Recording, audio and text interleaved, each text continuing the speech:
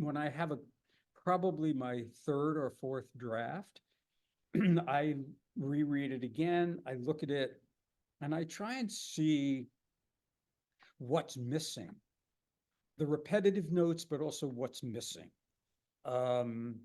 Has Luke, who is my bad boy with a bad past, who found himself through art. His girlfriend, who I hate to just call her his girlfriend because she's brilliant, she's an art historian, she's very accomplished, but she seems to have had the perfect life, kind of rich, Upper East Side, New York, private school, but in fact, her father was a huge art criminal, was very abusive to her mother, then deserted the family. So her life was not so rosy either. And then John Washington Smith, who's the Interpol agent, who's an integral, very important character to me.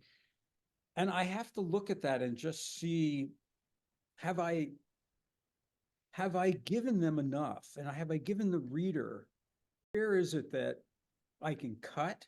I always cut. At one point, the Lost Van Gogh was 670 pages. It is now. Shoot me now. Let's see. Oh my God, yeah. It is now 311 pages. So that's more than half. Yeah, yeah. Yeah, a lot of it just had to go, less is more.